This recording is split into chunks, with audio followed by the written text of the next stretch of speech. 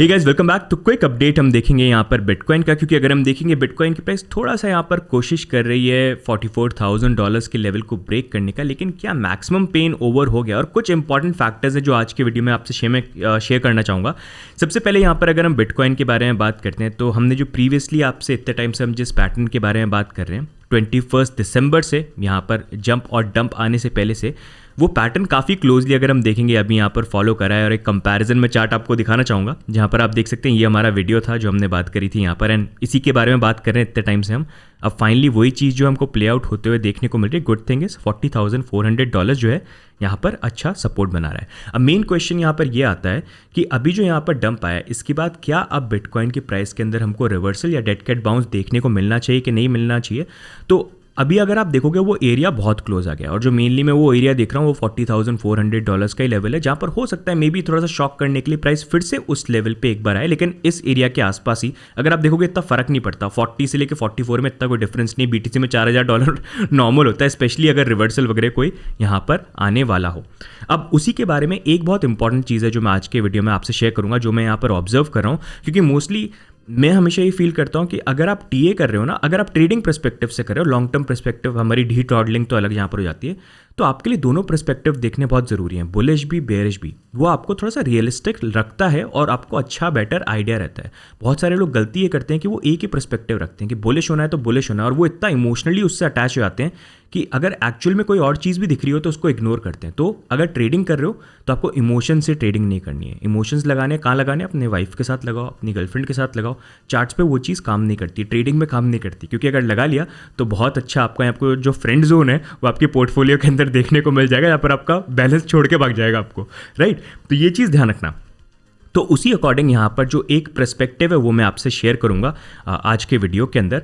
और वो जो यहाँ पर अगर आप व्यू पॉइंट हमारा देखोगे वो बेसिकली यहाँ पर ये है कि करंटली अगर आप चार्ट में देखोगे तो हमको क्या होता है, चार्ट में एट टाइम्स बेरिश और बुलिश डाइवर्जेंस देखने को मिलती है। अब इसका मतलब क्या होता है? इसका मतलब बेसिकली होता है कि चार्ट्स के अंदर एक तो होती है कैंडल्स, जो आपने ये ऊपर यहाँ पर देख ली, इनको कैंडल्स बोलते हैं, और साथ में ऑसिलेटर्स या इंडिकेटर्स होते हैं जो हमने यहाँ पर RSI यूज़ कर रखा है। अब होता है ये चार्ट के अंदर कि आप इनको हस्बैंड एंड वाइफ की तरह मान सकते हो। ये कैंडल्स जो हैं ये आपके हस्बैंड है, ये यहाँ पर जो नीचे RSI हो गया ये यहाँ पर वाइफ है।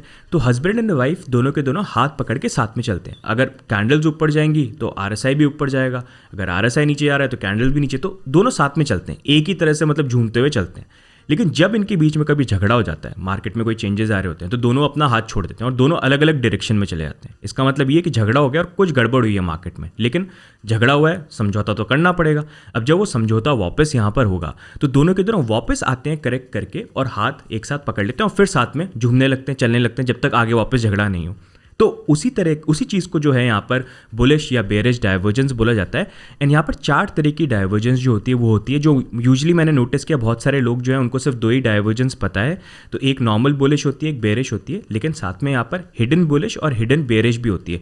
ज़्यादातर लोगों को शायद इसके बारे में इसलिए नहीं पता क्योंकि इसका नाम ही हिडन है, तो वो एक है। तो जिनको नहीं पता है आप ज़रूर डेफिनेटली इसका स्क्रीनशॉट लेके रख सकते हैं, आपको ट्रेडिंग के अंदर ये यहाँ पर हेल्प करेगा। तो यहाँ पर हमको जो डाइवर्जेंस अभी करेंटली देखनी है वो है हिडन बेरिश डाइवर्जेंस, जो आप क्लियरली यहाँ पर देख सकते हो कि यहाँ पर जो प्राइस का पॉइंट है, जो कैंडल्स है, अगर आप देखोगे वो पहला पॉइंट जो है ऊपर की तरफ बना उसका डंप, सेकंड पॉइंट नीचे की तरफ, तो प्रीवियस हाई से लोअर है। लेकिन इंडिकेटर को देखें तो वो क्या करता है, RSI जो इस पॉइंट पे था वो यहाँ पर था, लेकिन जब बाउंस होकर ये लोअर पॉइंट आया उसकी कंपैरिजन में इसको भी लो होना चाहिए था ना, लेकिन ये हाई है। तो इसको यहाँ पर हिडन बेरिश डाइवर्जेंस बोला जाता है। और वही चीज़ जो है मैं करंटली यहाँ पर नोटिस कर रहा हूँ कि फिर से हमको यहाँ पर बनते हुए प्राइस के अंदर देखने को मिल रही है, जहाँ पर आप देख सकते हो प्रीवियसली यहाँ पर बिटकॉइन की प्राइस जब $57,000 से डंप करी थी। आप यहाँ पर पॉइंट देखो, यहाँ पर प्राइस किस लेवल पे, कैंडल्स में अगर आप देखोगे RSI किस लेवल पे, अब डंप आया यहाँ पर, ठीक है, RSI भी डंप कर गया, लेकिन जब बाउंस आया आप यहाँ पर ये देखो, ये कैंडल का जो टॉप था ये प्रीवियस कैंडल से नीचे था, लेकिन RSI में भी तो सेम होना चाहिए था, मियाँ बीवी साथ चलेंगे तो इसको भी नीचे होना चाहिए था इसके कंपैरिजन में, लेकिन वैसा नहीं हुआ, यहाँ पर RSI ऊपर की तरफ था। तो इसको हिडन बेरिश डाइवर्जेंस बोला जाता है। उसी के बाद हमको डंप यहाँ पर देखने को मिला। अब वही चीज़ जो है फिर से हमको देखने को मिल रही है। यहाँ पर आप देख सकते हो कैंडल जो है ये हायर पॉइंट पे, RSI जो है ये भी इस पॉइंट पे, डंप आया, दोनों जगह पे डंप आया, उसका जब बाउंस है अभी आप देख सकते हो कैंडल्स कहाँ पर है, प्रीवियस पॉइंट से लोअर है। RSI को देखोगे तो ये फिर से ऊपर की तरफ बन रही है। इनफैक्ट अगर और ऊपर जाएगी तो और बड़ी हिडन बेरिश डाइवर्जेंस बन जाती है। जो एक तरह से ये इंडिकेट कर रही है कि अगर ये यहाँ पर हिडन बेयरिश डाइवर्जेंस जो है जो प्ले आउट कर जाए, क्योंकि होने में कई बार ये भी होता है कि ये इनवैलिडेट भी हो सकते हैं अगर मार्केट में अलग तरह का मूवमेंट हमको देखने को मिलता है, वॉल्यूम आ जाए, मार्केट में अच्छी कोई न्यूज़ आ जाए जो एक तरह से इस पैटर्न को ब्रेक करे।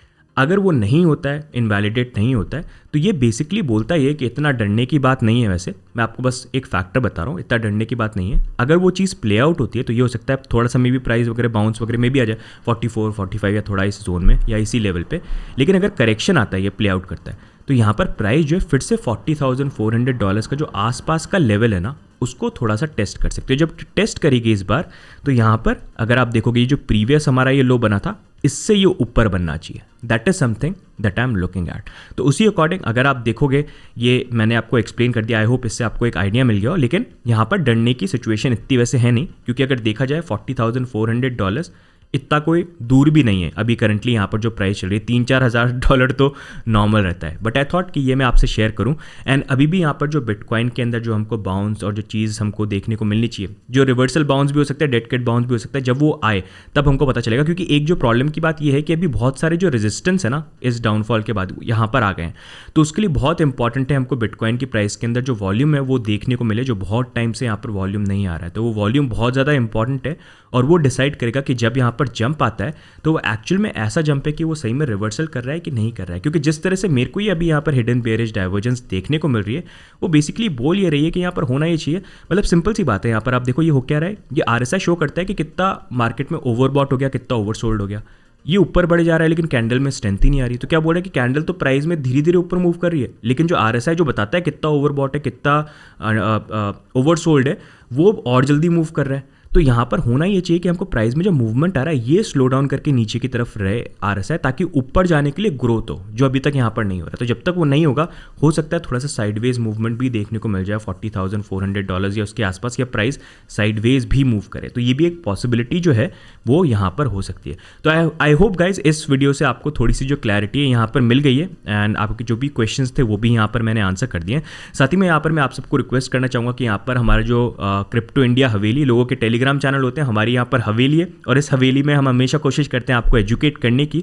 बिकॉज अगर आप हमारे चैनल को फॉलो करते हैं, आप जानते हैं हम कभी भी किसी चीज़ के लिए चार्ज नहीं करते। Everything that we do is free education में हम 100% यहाँ पर बिलीव करते हैं।